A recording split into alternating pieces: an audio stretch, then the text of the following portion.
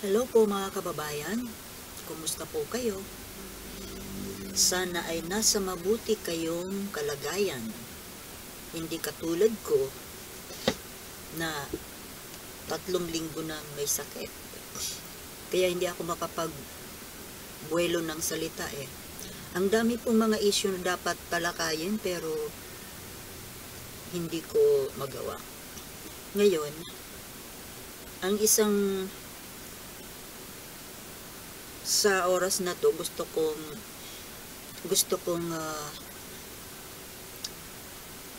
mag-react o magbigay ng opinion doon sa katatapos lang po na wedding anniversary, 31st wedding anniversary ng first couple, PBBM at FL Liza.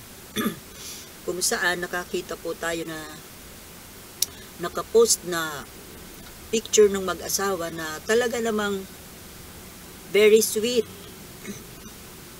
Hindi ko po makitaan ng hypocrisy yung doon sa picture na yon. Kasi po, bakit ko nasasabi ito? Noon po kasi, nung follower pa ako ni Maharlika, doon ko sa kanya narinig itong mga kwento na kesyo puro paninira dito sa mag-asawa. Yung bang talagang, ngayon ko lang po na napag-isip-isip, na hindi ko naisip noong avid fan pa ako ni Maharlika, na talagang iniintriga po ng babaeng itong mag-asawa. Hindi mo maintindihan kung bakit parang gusto niyang gibain, parang gusto niyang sirain yung pagsasama nitong first couple. Andun po na ikwento niya na kesyo there was a time na naghiwalay daw itong PBBM at First Lady Mrs. Marcos, Liza, na naglayas daw tangay ng bitbit ni Mrs. Liza Marcos yung 3 anak at nanirahan daw sa Europe ba yun o sa London. Tapos ito daw na si PBBM ay nakipag-live-in sa kanyang ex-girlfriend yata na tinatawag ni Maharlika na love of his life. Love of PBBM's life. Yung forever daw ito. Ito daw at talaga ang totoong forever ni PBBM. Now, nung dumating ang time na gusto yatang tumakbo raw ng maging pangulo, itong si Bongbong Marcos, ay pinayuhan siya ng mami niya, si First Lady Imelda, na kung gustong tumakbo ni Bongbong ng pangulo ng bansang Pilipinas, ay kailangang hiwalayan niya yung kanyang kaliibin na kanyang forever at makipagbalikan daw kay Liza Marcos. Nang sa ganun nga naman, 'di ba? Hindi kasi it's a no-no po kasi sa isang matinong pangulo ng bansa na wasak ang pamilya, 'di ba? Hiwalay sa asawa, yung asawa naglayas, bit-bit yung mga anak, tapos ito may kalibin na ibang babae. Siyempre nga naman, di ba? No, yon. Ang naging exception to the rule na nga lang si Duterte, di ba? Ngayon, na ang tinuturing na First Lady, kasakasama, even sa travels abroad, yung kanyang kirida. Di ba? Although in fairness naman doon sa kay Hanilet, mukhang ayaw naman talaga niyang pumicture-picture. Ayaw niyang nag-i-expose, nananahimik siya, okay na sa kanya yon. But then, sa mga travels at sa even dyan sa mga official gatherings, ay nandun siya. Siya talaga yung tinuturing na First Lady. Which is, hindi po talaga magandang magandang tingnan. Very immoral. Lalo pa sa bansa natin. Hindi bali nang wala kang first lady dahil wala kang asawa. Kagaya ni Noynoy Aquino noon, binata naman talaga. So wala siyang first lady. Pero kung ikaw ay may tunay na asawa, diba? Now, ito nga po, yung mga pinagagagawa ni Maharlika noon na puro paninira dito sa mag-asawa na talagang yung mga tira niya sa, lalo na kay First Lady, na mga talagang below the belt, ay para bang yung nandoon na pintas-pintasan niya yung itsura ni First Lady, yung balat daw, na para bang gusto niyang imulat si PBBM na ganito pala kapangit yung asawa niya. Na mayroon namang ibang mas maganda. Example, siya mismo, si Maharlika. Halatang halata eh. Bakit mo sisirain? Ultimong pisikal na kaanyuan? Sisiraan mo doon sa asawa? Then, meron pa siyang mga tirada na inuudyukan pa si Bongbong Marcos na balikan daw. Balikan yung kanyang forever na nagngangalang Claudia. Hindi niya binanggit yung tunay na pangalan, yung apelido, kasi daw ayaw na daw niyang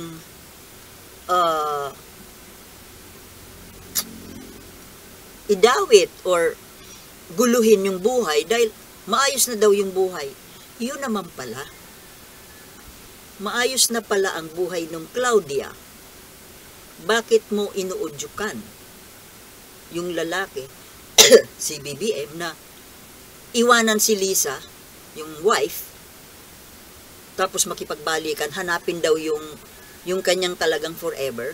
Anong klaseng, di ba mga kababayan, anong klaseng tao ito?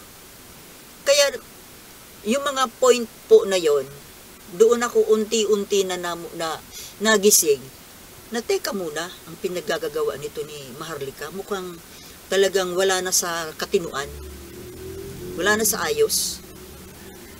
Uudyukan mo ang isang pangulo na may matinong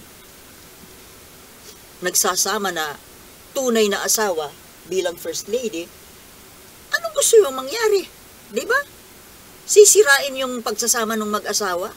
Pangulong pangulo ha? Di ba liman lang sana kung totoo man yan, hintayin niya na makababa na sa pwesto si PBBM. Kung talagang totoo na hindi talaga niya mahal si Lisa Marcos. Pero at this point na hindi pa nga nangangalahati, uudyukan si Pangulong Bongbong Marcos na hanapin yung talagang tunay niyang mahal, yung kanyang forever. Para ano? Para masira sa taong bayan. Sira ulo. So ngayon, mayroon pa siyang mga paninira na hindi ba? Under desire daw. Na hindi si PBBM nagpapatakbo ng bansa. Na binubugbog daw ito ni Lisa. Talagang puro masasama po ang ikinalat ni Maharlika. Ultimong yung kanilang wedding anniversary noon, yung last year yata, yung 30th, inintriga pa niya noon na kesyo nagkaroon ng, di ba yung wedding anniversary na yun na nag-propose pa ng magpakasal uli yung dalawa at sweet sila doon sa video na yon. Binira pa yun ni Maharlika. Plastic daw. Hindi naman daw totoo yun. Pakitang tao lang, may pahalik-halik pa. Biruin mo yun. O baka naman talaga Maharlika, talagang inggit na inggit ka lang. Nangangarap ka na sana ikaw yung asawa ni BBBM at ikaw yung kahalikan. Ikaw yung ka-celebrate ng wedding anniversary. Well, sorry ka na lang. Hindi ka naman matitipuhan ni PBBM. Ganyang klaseng pag-uugali.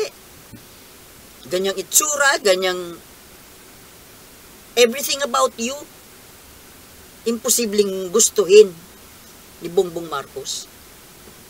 Ngayon, mga kababayan, bakit ko ito sinasabi?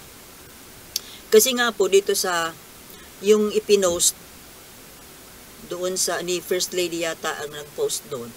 Yung talagang very sweet silang mag-asawa nung celebration nila last Sunday.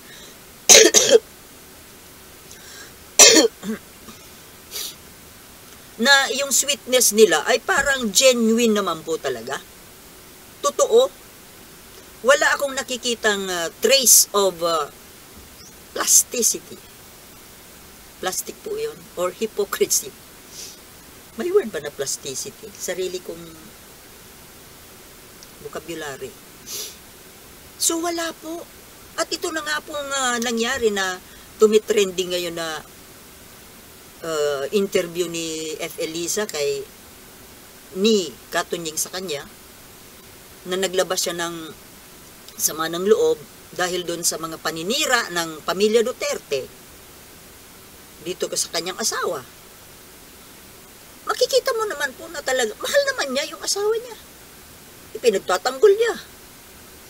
At mukhang hindi naman totoo na under Disaya si PBBM. Dahil according to that interview, nabanggit ni FL doon na nung papunta sila ng Europe, na kung saan naghatid si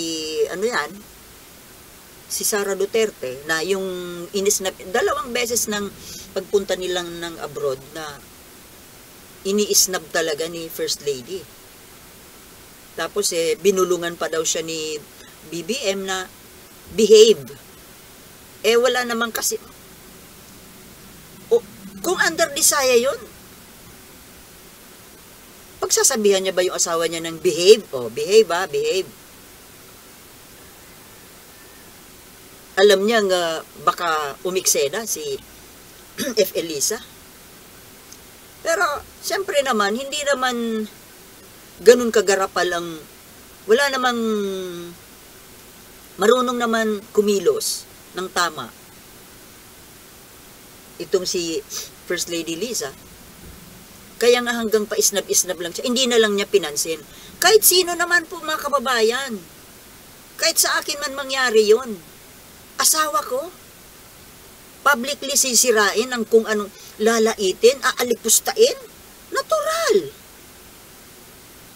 Abnormal na lang po ang ang wife na hindi sasama ng loob at hindi magre-react.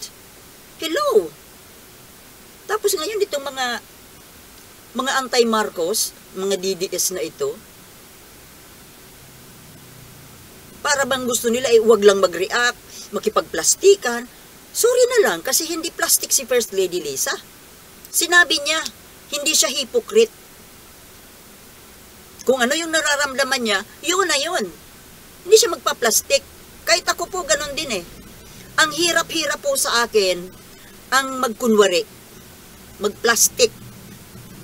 Kaya siguro kukunti ang kaibigan ko. Dahil ako pag ayaw ko, talagang kung ano yung nararamdaman ko, nakikita. Pag talagang hindi ko gusto, ang hirap po kasi magkunwari Yung magpaka-plastic, ang bigat. Hindi ko kaya. Hindi ko kaya mag-plastic.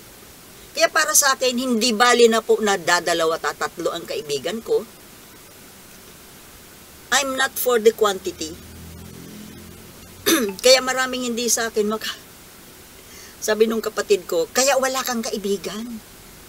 Kasi hindi ka marunong magpigil. You have to be, ewan.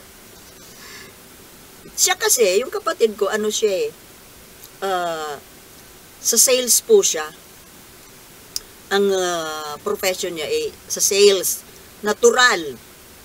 Ako niyaya niya ako minsan na doon sa, hindi ka talaga ako tumagal. Ako pa kasi pag nireject ako yung paninda ko, pag nag-object, ayoko na. Hindi ako matyaga. Kaya I am not a good sales person. Hindi ko kaya ang sales, kaya hindi ako tumagal. Nag-sales din ako before, pero hindi ako tumagal. Dahil hindi po yun ang, kumbaga, hindi yun ang forte ko eh.